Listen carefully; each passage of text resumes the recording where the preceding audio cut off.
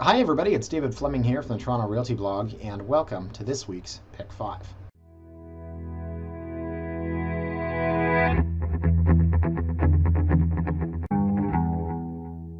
Now we're in the midst of the summer lull, and so in terms of looking at flashy new listings or certain areas of interest that seem to have an abundance of houses for sale, I thought since there's not a lot to look at, we would go back to basics. And what I mean by basics is just sort of maybe for some of the people that haven't watched a lot of Pick 5s, or maybe you have and you haven't really seen how we go through condos, for example, and compare like properties. I want today to pick 5 2-bed, 2-bath condos, pretty simple, right? Right across the board, same thing, all within the same area, and I want to compare and contrast, right? Just like that grade 9 English exam, compare and contrast, differentiate. I actually had to ask Miss Pressy what that meant. Excuse me, differentiate. Does that mean like show the differences between? And she said yes. And then I felt really stupid. In any event, we're going to look today at 5 different properties, and we're going to evaluate these based on a set of criteria that we are coming up with.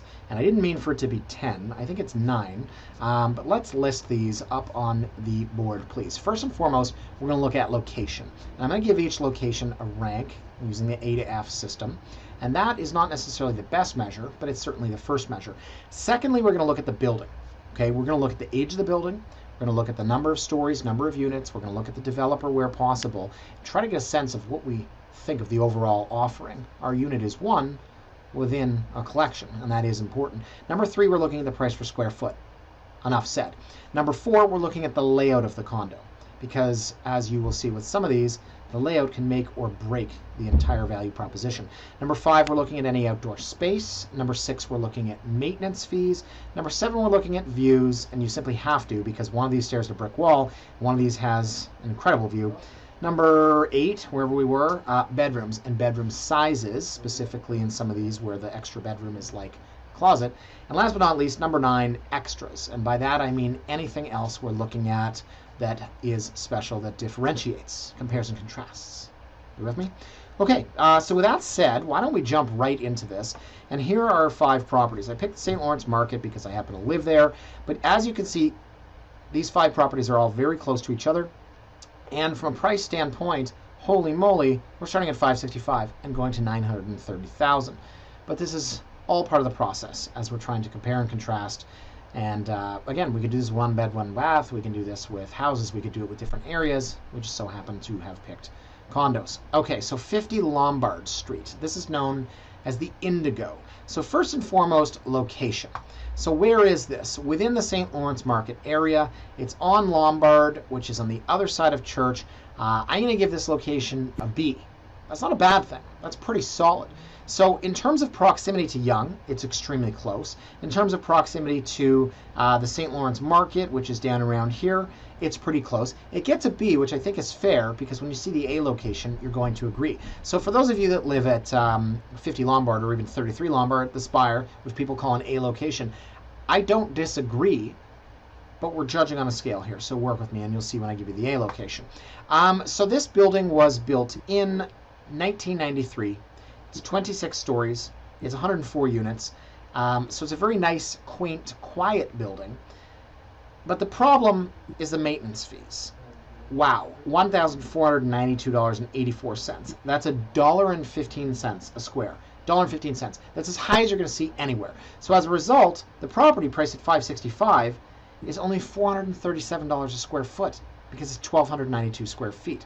You will not find a $437 a square foot unit anywhere in the downtown core, unless it's a parking space.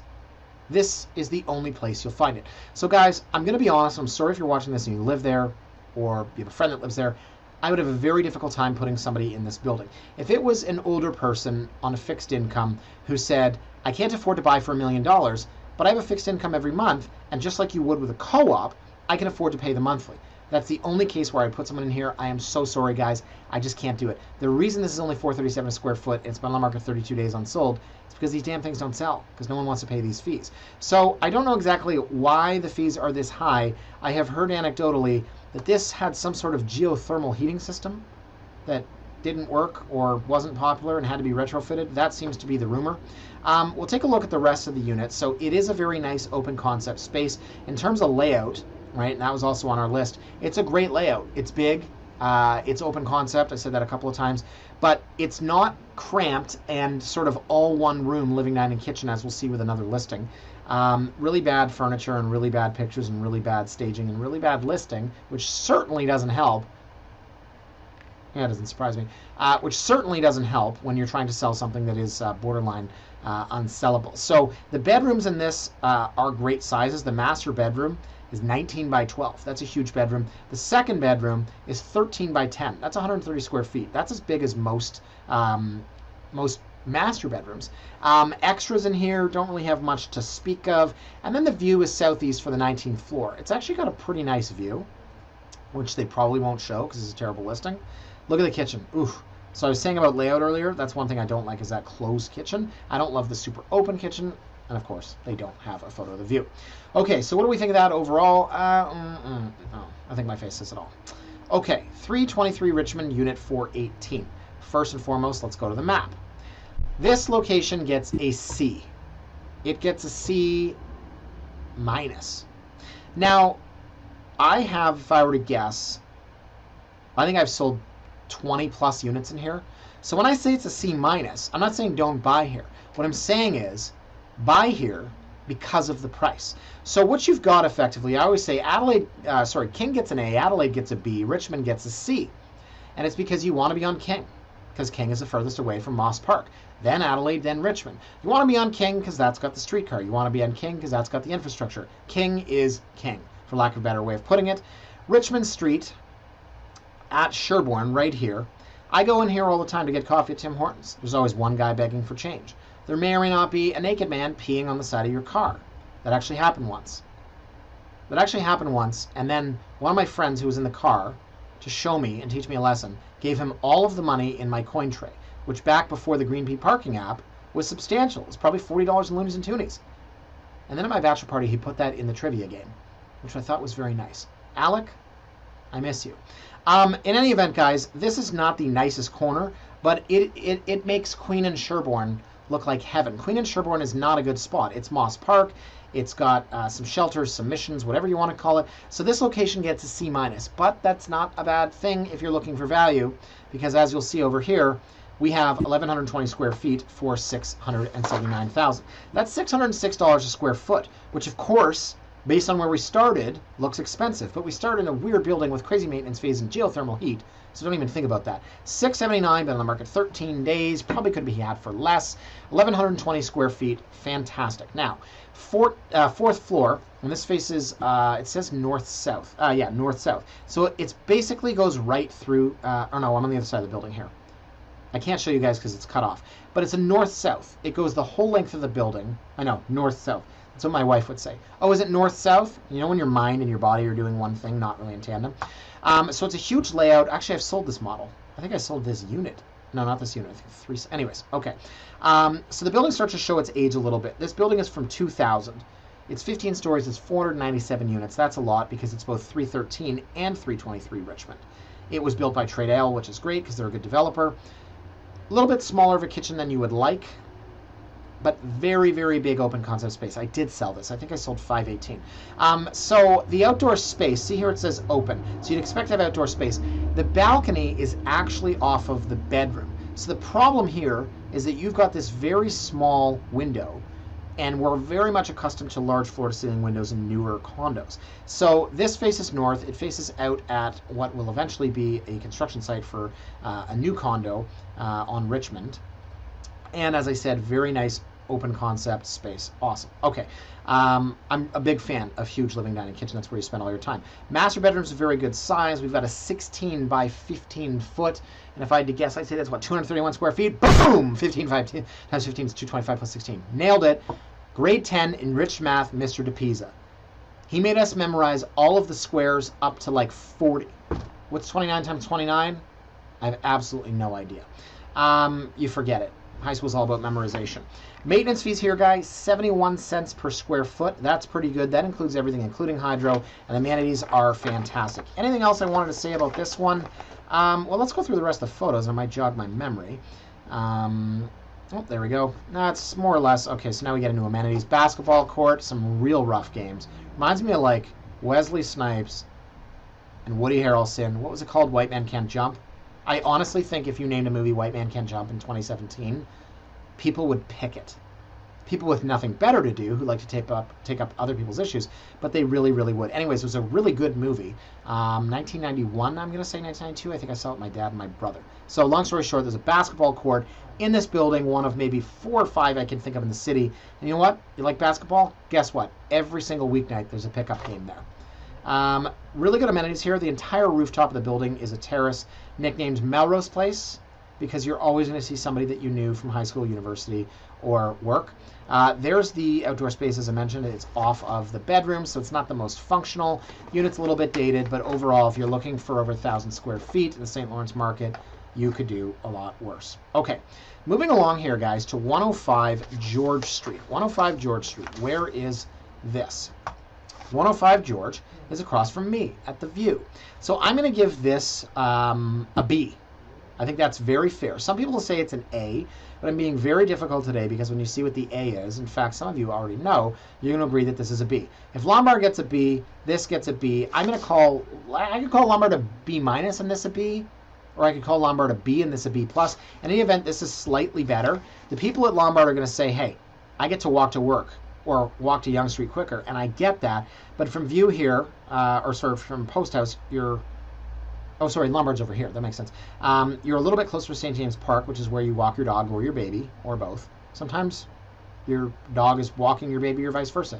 It's like when my wife says, are you watching Maya? And I go, no, Bella's watching her. And sometimes my wife doesn't even notice. Okay, so location's great. The unit itself, it's not terrible. It's $841 a square foot. $841 a square foot. This is $689.9 for 820 square feet. Maintenance fees in here are 69 cents a square, which is low, but that's because it's a newer building. This thing was finished in 2015. It's 22 stories, 293 units, built by Altera. It's not a bad developer. They've got a decent name. So in terms of the layout of this one, and I want to draw attention to these crappy photos of this all-white place. Perfect. Just like not even paint, it's primer. This is my issue with this. And a client emailed me about this the other day, and I said, hey, look, $841 a square foot for this building is not bad. But this, what you see in this photo, this is living, dining, kitchen. So put your couch here. Your couch is like right next to your kitchen. Put your dining here. Then where do you put your couch? Because you have this pillar. The layout makes this thing really tough. Then throw another log onto the fire, wrench into the plans. You've got to leave room to actually access this outdoor space, which is one of the nicest things in here. I think you've got a 100 square foot balcony, but 6th floor looking south. I believe the Upper Canada College, the old original building that I featured in a blog post last week, and someone asked, what's with these human interest stories? I'm sorry that I spent 5 hours on that. I think that building is about 5 stories, the equivalent of. So you're literally just overlooking the top of that building. So that's all the AC ducts, that's all the machinery that's on top of the building. So it's not the best view. And then because it's a new development, bedrooms are small. Second bedroom is 10 by 9. It's not terrible, but it's not as big as some of the other ones that we've seen, especially in this pick 5 today. So not a lot to look at here. Photos suck because they didn't pay to stage it. I believe in staging all listings, by the way. And then in terms of finishes, for like a 3-year-old, 2-year-old building, I wouldn't expect to see this really ugly yellow tile. Whoever bought this off of floor plans did not pay for a single upgrade. Check out that awful light. Ugh. So having said ugh already, decent value proposition. This is a B location. It's got low maintenance fees. It's got a nice outdoor space. And $841 a square foot, not bad. So that square footage outside is pretty decent. There you can see. See, I wasn't wrong. You got AC ducts, you got windows, you got whatever you got there. If you were, say, 4 floors higher, I think it'd be a much nicer view. But what it is what it is. What you got is what you got. What did I hear last night? I was watching Last Chance You with my wife. Oh, man. And they interviewed a guy that said, don't think about that it was what it was. Think about that it is what it is. I literally put it on pause, and I said to my wife, oh, that's deep. Okay, moving on. 33 Lombard, unit 2907. We're going to take things to another level here in terms of price. You ready for this? 1,034 square foot. Unbelievable. 1,034 square foot. Assuming this is 850 square feet, because I believe it is, it wasn't included on the listing, which, you know, I mean, who cares, right? You're just selling real estate. Why bother putting on the listing? You're paying for the building, you're paying for the location, you're paying for the view, you're paying for all that. 33 Lombard is right across the street from our good friend 50 Lombard. And I already gave this a B location. As I said, people that live here will argue with me.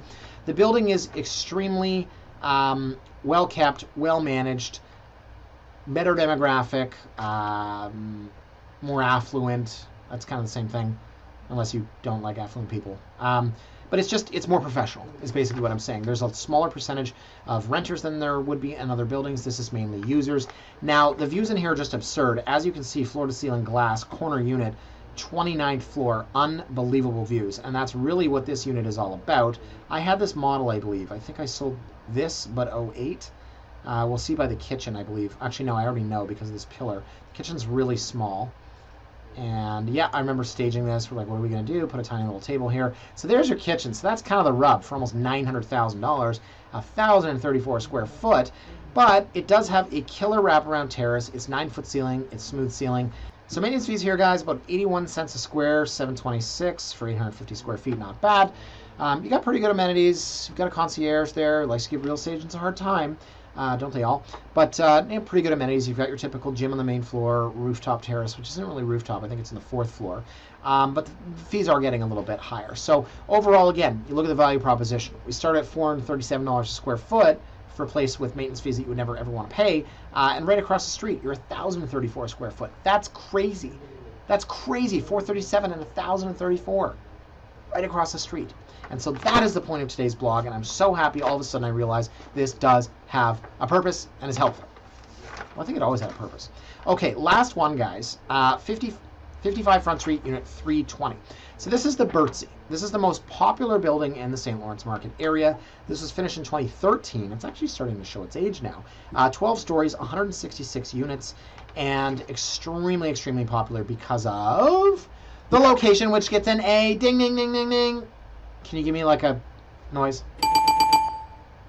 Perfect. Okay, it gets an A. There's no question. This is the best location anywhere in the St. Lawrence Market area. Let me zoom in here. First of all, you're close to Jack Astor's, which is amazing. Do you ever go there and you don't actually order a meal like an entree? You order appetizers, right? And then they look at you like you're crazy. Like, how are you going to eat an entree after that? My wife and I used to do that. We used to go to Milestones. You'd be like, oh, I'll have the, and then you name like 5 appetizers, and they're like, and for your entree? Question mark / what's wrong with you? Do you have a tapeworm? Anyways, Jack Astor's, also a good place to do that. So this is Front Street. This is where all the infrastructure is. This is an amazing spot. It's so beautiful. It's so historical. And the St. Lawrence Market is right here. And then, oh my goodness, you have Birdsey Park here. They just spent $7.2 million to refurbish it. And of course, I met an old guy in one of these buildings, didn't list with me, could not stop complaining about Birdsey Park. And he wasn't consulted on the design. Imagine the city of Toronto not knocking on his door.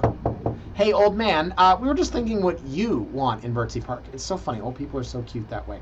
Anyways, A-plus location, guys, all the way. Building itself is so popular, partially because of how it looks with the design. There's a row of buildings over here. It's called the Beardmore Building. It is completely in line. See this roof line right here? I know you don't care, but I'm telling you anyways. This roof line is completely in line with this roof line. They have tried to make this thing look like it blends in. And you can't do that because these buildings were built in the 1870s, but I think it's beautiful. And this was done by Citizen.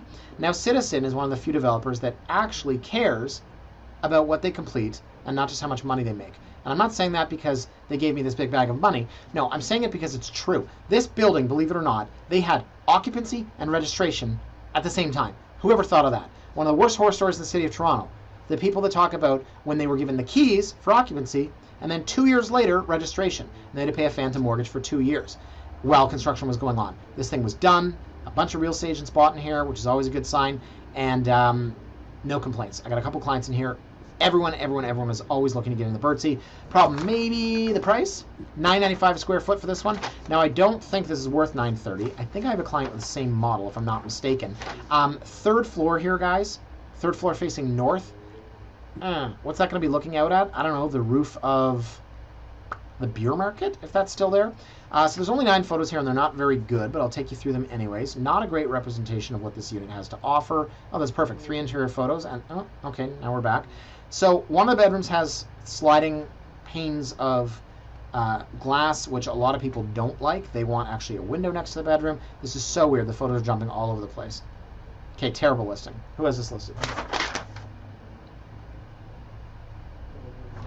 I'm not going to say anything because you already know what I think. Okay, so I have to say something better about this listing because I actually like it. Yes, it's a little bit pricey. The location makes it worthwhile. I showed the $1.6 million unit upstairs on the weekend. I think, like, honestly, I 1.5, you know, maybe 1.45. It's beautiful, but the building is incredible. Location's amazing. Extras in here. You know, basic finishes are really good. 9-foot ceilings, smooth. I'm actually getting rid of the popcorn on my ceiling when Jenna and I are away in Idaho very soon. What else do we have here? Did I mention? Yes, 2013, 12 stories, 166 units. Maintenance fees, they're pretty fair. They are about, let me get out the Casio. Oh, I actually have it on here.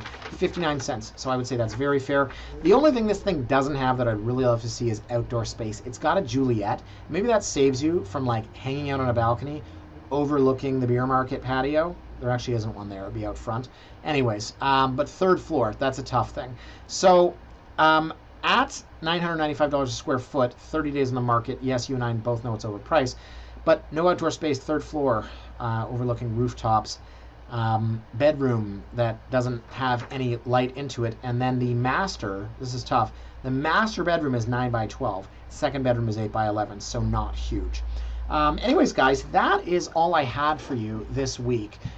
So again, whether you're looking at a 1-bed, 1-bath, whether you're looking at a 1+ den and 2-bath, you've got to compare apples to apples. And so the point of this video today was to kind of show you price per square foot. That's a really, really big metric, and I know that you're all going to use that. But within there, you've got to figure that higher maintenance fees per square foot, it's going to put downward pressure on the overall price because of the saleability. Great location, that's going to bring things up. Age of the building. Number of renters. There's so many variables, and we can keep going all day. Is there outdoor space? Is there no space? Is there a huge space? Is there a terrace? Is there a balcony? Is there a fantastic view? Is there a crappy view? So I've kind of gone through that list to give you at least a starting point so that when you're looking at condos, as I said, be it different location, different style, different size, you've got to have a list, and you've got to be able to compare one to the next and see where the value lays, because some of these units will sit on the market forever and some of these units will move quickly, and understanding why one falls into one camp versus the other is paramount in this market. Anyways, guys, any questions on this, you know where to reach me. Otherwise, I'll see you next week. Have a great weekend. Bye for now.